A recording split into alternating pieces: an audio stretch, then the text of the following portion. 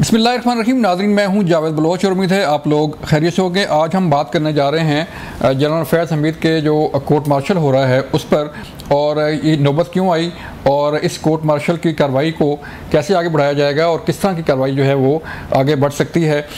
फिर हम बताएंगे आपको कि जनरल फैज़ हमीद पर चार्जशीट जो है वो क्या थी, उनके जो सियासी एक आस्पेक्ट है उनकी शख्सियत का, कि ड्यूरिंग सर्विस भी उन पर जो है मुख्तलिफ़ किस्म के चार्जेस लगते रहे हैं, और फिर जो टॉप सिटी केस है वो भी ज़ेर बहस रहा और फिर उस पर सुप्रीम कोर्ट के हुक्म पर इंक्वायरी की गई, और उसके बाद जो है इंक्वायरी मुकम्मल होने के बाद जो है फिर मिलिट्री को जो है वो मिलिट्री ट्रायल का फैसला किया गया और कोर्ट मार्शल का फैसला किया गया और उन्हें फ़ौज ने अपनी तहवील में लिया। फिर हम बात करने जा रहे हैं सानिया 9 मई पर कि इस केस का सानिया 9 मई पे क्या असर पड़ सकता है और किस हद तक जो है वो सानिया 9 मई के मुकदमात के ट्रायल आगे बढ़ सकते हैं। फिर हम बात करेंगे कि तहरीक इंसाफ का मुस्तकबिल क्या होगा, सियासी तजज़ियाकार से भी बात करेंगे। हमारे साथ मौजूद होंगे ब्रिगेडियर रिटायर्ड वकार हसन साहब, उनसे बात करेंगे। ब्रिगेडियर साहब, शुक्रिया आपके वक्त का सर। और तजज़ियाकार हैं, सीनियर सहाफ़ी हैं गौहर भट्ट साहब, उनसे बात करेंगे। भट्ट साहब, आपका शुक्रिया वक्त देने का। एडवोकेट राजा खालिद साहब से बात करेंगे। राजा साहब, आपका शुक्रिया। उतने कम आज बात ये करेंगे कि जो ट्रायल है मिलिट्री कोर्ट्स का उस पर बात करेंगे, और फिर जो कोर्ट मार्शल की कार्रवाई हो रही है, ये कार्रवाई कैसे होती है, इसका क्या असर पड़ सकता है, इस पर भी हम पूछेंगे ब्रिगेडियर वकार साहब से। राजा साहब, आप ज़रा बताइएगा कि जो अभी ट्रायल शुरू हो रहा है कोर्ट मार्शल का, इससे पहले भी कई लोगों के कोर्ट मार्शल हुए, आपने खुद मिलिट्री कोर्ट्स में भी आप अपीयर होते रहे मुख्तलिफ केसेस में, तो क्या प्रोसीजर क्या होता है, ज़रा समझाइएगा हमको। बिस्मिल्लाहिर्रहमानिर्रहीम। जावेद बलोच साहब, आपका बहुत शुक्रिया कि आपने मुझे मौका दिया कि अपने ख़यालात का इज़हार पब्लिक के सामने कर सकूँ। पहली बात तो ये है, इसका पाकिस्तान की तारीख़ में 1951 में मिलिट्री कोर्ट इस्टेब्लिश हुई, ट्रायल शुरू हुआ। यानी जो पहला ट्रायल था वो 51 में हुआ, जिसमें आपको पता है कि फैज़ अहमद फैज़, सज्जाद ज़हीर और जनरल अकबर ये लोग थे जो मुल्ज़मान थे। उसके बाद 1953 में कुछ एक तहरीक चली थी, तो नतीजतन जो उलमा कराम है पाकिस्तान में, जिनमें मौलाना मौदूदी हो गए, अब्दुस्तार खान न्याजी और इस तरह से कुछ लोगों को सज़ाएँ सुनाई गई थी। फिर ऑनवर्ड्स चलते जाइए तो 1967 में एक अमेंडमेंट आई थी जो आर्मी एक्ट है उसमें 21D, उसके तहत सिविलियन का ट्रायल भी जस्टिफाई किया गया कि जी जो सिविलियन आर्मी की तनसीबात पे हमलावर हों, सीडिशन का उन पे अगर चार्ज लगे या आर्मी के अंदर किसी तरह का बिगाड़ पैदा करने की कोशिश करें, उन्हें यानी सीड्यूस करें, आर्मी के ख़िलाफ़ उकसाएं, उनके डिसिप्लिन को ख़राब करने की कोशिश करें उनके ज़रिए, तो उनका ट्रायल भी हो सकता है। और उसके फिर ब्रिगेडियर अकबर या क्या नाम था उनका 1975 में, तो वो ब्रिगेडियर साहब बता सकेंगे, मेरे जहन से नाम उतर गया, तो उनका ट्रायल भी हुआ। तो इसी तरह जनरल ज़िया के दौर में इस ट्रायल्स होते रहे। ये चूँकि जनरल साहब जो हैं ये आर्मी ऑफिसर हैं, लेफ्टिनेंट जनरल हैं और बहुत बड़े ओहदे पे DG/ISI रहे हैं। ये पाकिस्तान की हिस्ट्री का पहला वाक़या है कि इस स्टेचर का बंदा, इस रैंक का ऑफिसर, उसका ट्रायल होने जा रहा है। एक इम्पॉर्टेंट और हसास ओहदे पे फायज रहा, और फिर वो पाकिस्तान में मशहूर बहुत हुए अपनी कुछ हरकतों की वजह से, तो उनका ट्रायल हो रहा है। इसका ट्रायल का तरीक़ेकार ये है कि पहले ये इंक्वायरी करते हैं, ठीक है, इंक्वायरी करके तो उसके बाद फिर जब वो समझते हैं कि सब्सटेंशियल एविडेंस मौजूद है, सफिशेंट एविडेंस मौजूद है, इंक्रिमिनेटिंग एविडेंस मौजूद है, तो फिर हाथ डाला जाता है, यानी कॉग्निजेंस लिया जाता है। फिर उस बंदे को अरेस्ट किया जाता है। जिस तरह पुलिस का तो ये है कि पहले FIR काटती है, फिर उसके बंदे को अरेस्ट करती है, लेकिन यहाँ पे ये है पहले इंक्वायरी होती है। जिस तरह के FIA के केसेस में आप देखें, पहले इंक्वायरी होती है, उसके बाद FIR करती है और फिर मुल्ज़म को अरेस्ट किया जाता है। यहाँ भी ऐसे ही होता है कि मुल्ज़म को अरेस्ट करके फिर समरी ऑफ एविडेंस, चार्जशीट वो प्रोवाइड की जाती है। चार्जशीट में ऑब्वियस होता है कि आपके ख़िलाफ़ क्या क्या इल्ज़ामात हैं, किस किस सेक्शन की आपने वायलेशन की, तो उसके नतीजे में चार्जशीट के बाद फिर प्रोसिक्यूशन अपनी एविडेंस लेके आता है, ठीक है।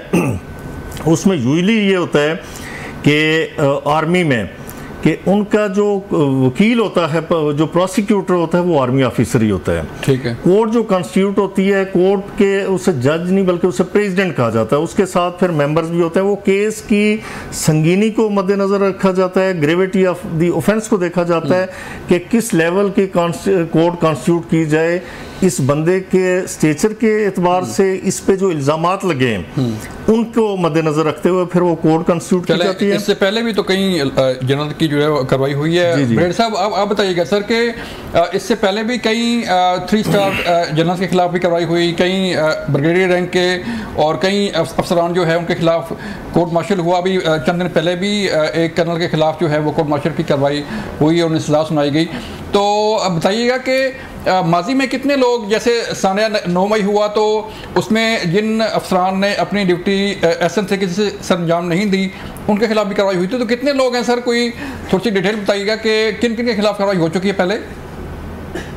जी, एक तो ये जो फौज का इंटरनल अकाउंटेबिलिटी सिस्टम है ये बड़ा रेगुलर है और उसमें साफ ज़ाहिर है फौज के अंदर जो I think violation of Pakistan military law या पाकिस्तान आर्मी एक्ट है, ये एक तो एक रूटीन की चीज है। इसमें जवान से लेके वेरी सीनियर ऑफिसर तक जो है अगर पाए जाते हैं और उसका पूरा जैक ब्रांच जो है और एडिटोरियल जनरल ब्रांच रिकॉर्ड रखती है।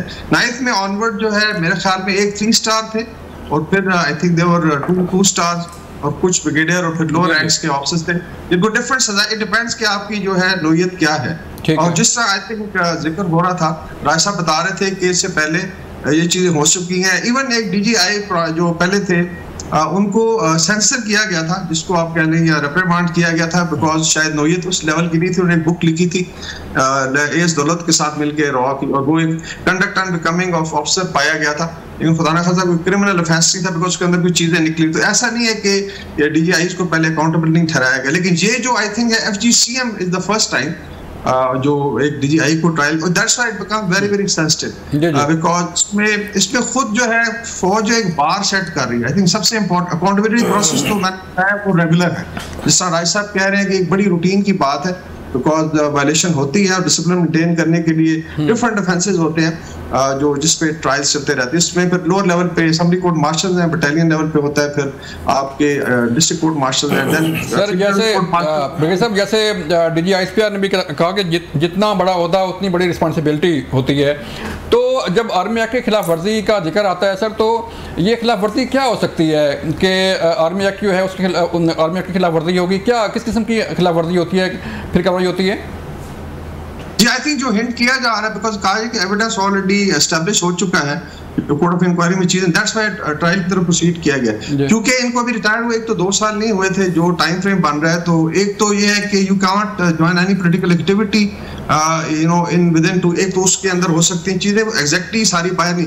दूसरा है कि जो कंडक्ट ऑफ ऑफिसर है इवन 2 साल के बाद you are expected, specially senior रोडों पे जब आप रहे हो, it can't be free for all के लिए आप देयर आर सर्टेन जॉब जो आप नहीं कर सकते, उसमें क्लियरेंस चाहिए होती है। इसी तरीके से आप इंटरेक्शन क्रिमिनल लोगों से नहीं कर सकते। खुदा ना खासा ऐसी एक्टिविटी जो आर्मी की चेन ऑफ कमांड को डिसरप्ट कर दे या उसमें कोई म्यूटनी का असर हो, मैं अभी सिर्फ स्पेकुलेट कर रहा हूँ। तो ये आई थिंक उस लिहाज से जो कहा गया जी कि जो आफ्टर रिटायरमेंट जो चीजें हैं वो मेरे ख्याल ज्यादा सीरियस नोयत की हैं, ऑल्दो वो जो टॉप सिटी वाला केस भी बहुत सीरियस है सच ए सीनियर ऑफिसर, तो उसमें अभी देखना है कि there will be lot of thing जो अभी एविडेंस कलेक्ट होने और FGCM की प्रोसीडिंग के बाद ड्यूरिंग प्रोसेस जो है बाहर आएंगी।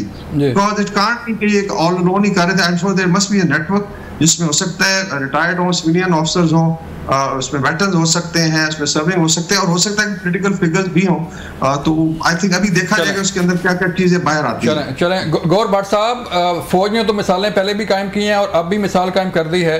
गौर भट्ट साहब के जब एक लेफ्टिनेंट जनरल के खिलाफ कार्रवाई हो सकती है रिटायर्ड और साबिक DG ISPR के खिलाफ कार्रवाई हो सकती है, तो फिर सानिया 9 मई का क्या बनेगा सर?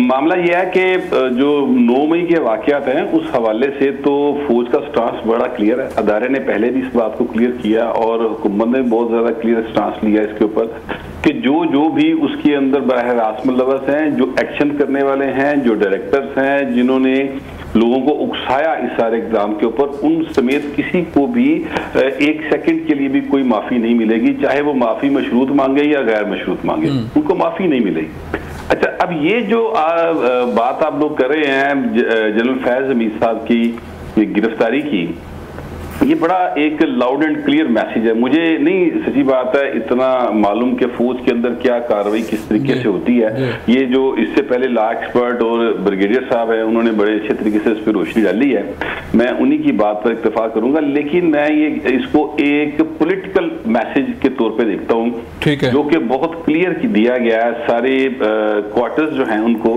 कि कोई भी कानून और आइन से बालातर नहीं है। कोई भी शख्स जो है वो अपने दायरा कार से बाहर निकल के अगर कोई गलत प्ले करेगा तो फिर उसको हाथ जरूर पड़ेगा, चाहे वो कितना भी बाअसर क्यों ना हो। अब जनरल फैज हमीद साहब की अगर बात करें तो बड़े इन्फ्लुएंशियल आदमी, बड़े उनके इशारे अबरू के ऊपर पूरे का पूरा सिस्टम जो है वो चौक हो जाया करता था। आपको याद होगा वो यानी पूरे सिस्टम के गिर्द, उनके गिर्द पूरा सिस्टम घूमता था। आप याद कीजिए इमरान अहमद खान न्याई साहब जो हैं, उनकी जनरल बाजवा साहब के साथ जो पहला एक क्लैश कह लें या तजाद कह लें, वो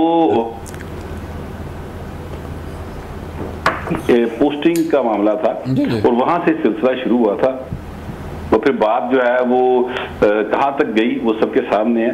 तो फैज साहब को जो तहवील में लिया गया और अब जिस तरह से बताया जा रहा है कि उनके खिलाफ कार्रवाई होगी और अदालत जो फौजी अदालत है उसमें तो जाहिर है कि बहुत स्पीडी ट्रायल होते हैं, तो मुझे लगता है कि बहुत जल्द वहाँ से रिजल्ट भी सामने आ जाएंगे। लेकिन इसका मैसेज बहुत क्लियर है, तमाम पॉलिटिकल जितने भी स्टेक होल्डर्स हैं, चाहे वो पॉलिटिकल पर्सनैलिटीज़ हैं या उनके सिस्टम के अंदर मौजूद ऑफिशियल्स हैं जो कि सरकारी सतह के ऊपर किसी न किसी हवाले से किसी न किसी की मदद कर रहे हैं, उनको बड़ा क्लियर मैसेज है कि किसी को भी अपने दायरे कार से बाहर नहीं निकलना, माफ़ी नहीं है किसी के लिए भी। जी बिल्कुल भट्ट साहब, माफ़ी जो है ये बड़ा बड़ा क्लियर मैसेज है। नाज़रीन, यहाँ मुझे एक ब्रेक लेनी है, जब ब्रेक से वापस आएंगे तो फिर बात करेंगे कि जब क्लियर मैसेज है, जब फौज के अंदर एहतसाब हो रहा है तो फिर बाकी लोगों का भी एहतसाब कैसे होगा और किस तरह का मैसेज जो है वो इसको समझना चाहिए। मिलते हैं ब्रेक के बाद।